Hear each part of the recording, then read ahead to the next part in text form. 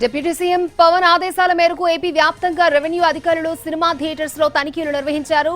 టాకీసుల్లో వసతులు, తాగునీరు, టాయిలెట్ శుభ్రత, క్యాంటీన్ శుభ్రత, ఎంఆర్పీ రేట్లు ఇలా పలు విషయాలపై ఆరా తీశారు. నెల్లూరు, కృష్ణా, గుంటూరు, పశ్చిమ గోదావరి జిల్లాల్లోని పలు థియేటర్స్ ని అధికారులు పరిశీలించారు.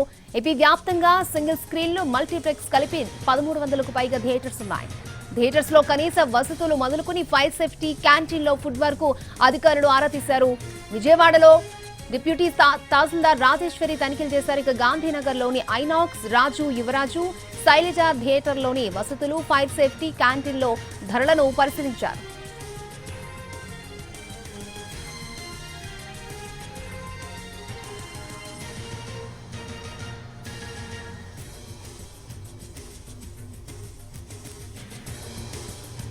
కాకినాడ జిల్లాలోని థియేటర్స్ లో తనిఖీలు నిర్వహించారు. కాకినాడ, పిఠాపురం, తుని, ఏలేశ్వరం, పెద్దాపురంలలోని 9 థియేటర్స్ లో ఫైర్ అండ్ సేఫ్టీ, రెవెన్యూ, పోలీసులు చెక్ చేశారు. Theatre fitness, fire safety, black ticket వ్యవహారం, శానిటేషన్ అంశాలను పరిశీలించారు.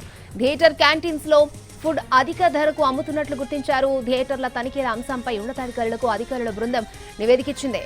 ఇక నుంచి రెగ్యులర్ గా తనిఖీలుంటాయని అధికారులు చెబుతున్నారు.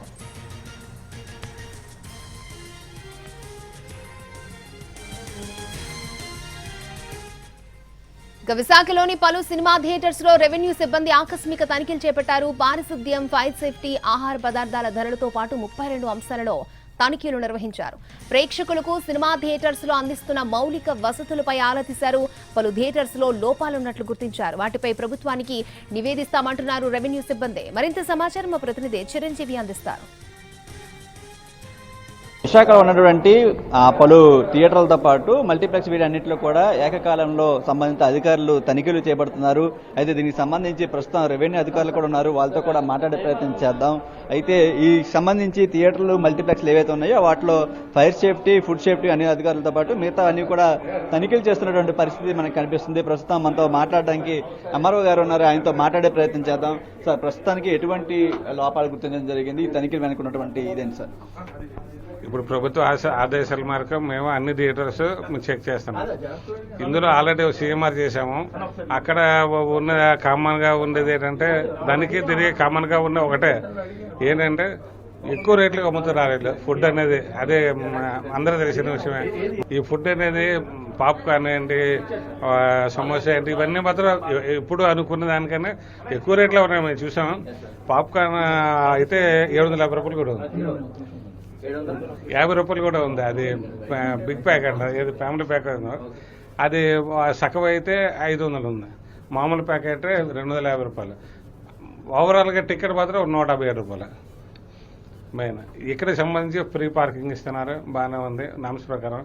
కాకపోతే అంటే వాష్రూమ్స్ కొంచెం క్లీనింగ్ లేవు. ఈ మామూలు జనరల్గా చెప్పాలంటే అంత రక్క ఉన్నట్టే ఇక్కడ కూడా ఎక్కువ రేట్లో ఉన్నారు. సీఎంఆర్ కన్నా ఎక్కువే ఉన్నాయి ఇక్కడ రేట్లు అయితే. సార్, ఈ ఫైర్ సేఫ్టీస్ అవ్వచ్చు, మిగతా ఏదైతే కస్టమర్ తాలూకా నాణ్యత విషయంలో అన్నిటి కూడా పాటిస్తే అవన్నీ కూడా చూసుకుంటే ముఖ్యంగా ఈ సినిమా హాల్స్, మల్టీప్లెక్స్లు ఎక్కువగా దౌర్జన్యం జరుగుతుందని ఒక వాదన అనిపిస్తుంది. అటువంటి పరిస్థితులు ఏమైనా మనకు కనిపించాయి అంటే మరి చూస్తుంటే అలాగే అనిపిస్తుంది. ఎందుకంటే ఫుడ్ అయితే అంత ఎక్కువ అనేది ఇప్పుడు ఒక సమస్య ఉన్నది. నేను సాధారణ జీవితం నుండి వచ్చిన నేను ఎప్పుడూ ఐమాక్స్ వరకు నేను వెళ్ళలేదు. ఇప్పుడు అక్కడ మహా అయితే 150 రూపాయలు. ఇప్పుడున్న ఐమాక్స్ విజయనగరం నా సొంతూరు, అక్కడ 150 రూపాయల కన్నా ఎక్కువ లేదు. అక్కడ బయటకు వచ్చామంటే ఒక సమోసా తిన్నామంటే 10 రూపాయలకే దొరుకుతుంది. పాప్కార్న్ తిన్నామంటే 25 రూపాయలకే దొరుకుతుంది. కానీ ఇంత రేట్లు ఉంటాయని నేను కూడా ఎక్స్పెక్ట్ చేయలేదు. ఇప్పుడు నేను తనిఖీలకు వస్తానని నాకు తెలుస్తుంది. నేను ఈ జీవితం ఎప్పుడు మేము అనుభవించలేదు.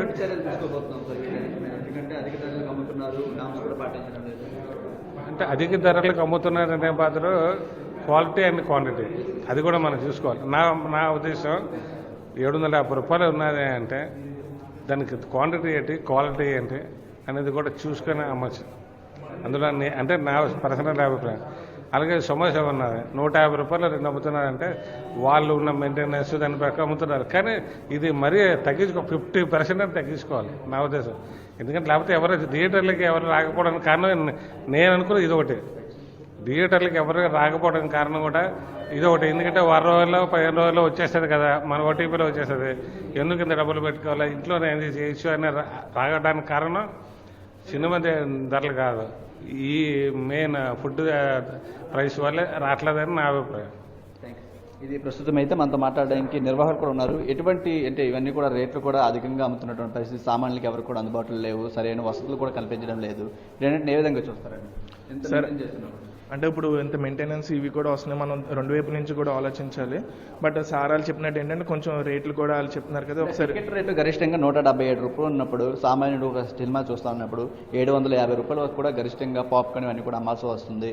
మరి సామాన్యులు అన్నిటి కూడా మల్టీప్లెక్స్లో చూడాలని ఉంటారు, వాళ్ళందరికీ కూడా ఇటువంటి సేవలన్నీ కూడా మరి ఎక్కువగా అమ్ముతున్నారు కదా, మరి ఏ విధంగా?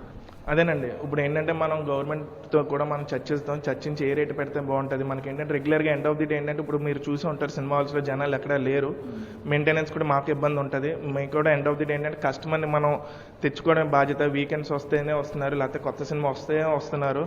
సో వాళ్ళ మీద అప్పుడు కూడా భారం పడకూడదు. రెండేపు సినిమాకి రావాలి, మీకు కూడా ఇన్కమ్ కూడా రావాలి. సో మన మిరాజ్కి వచ్చేసరికి మేము ఏంటంటే స్పెషల్గా చెఫ్ కార్నర్ అని ఒకటి మెయింటైన్ చేస్తున్నాం.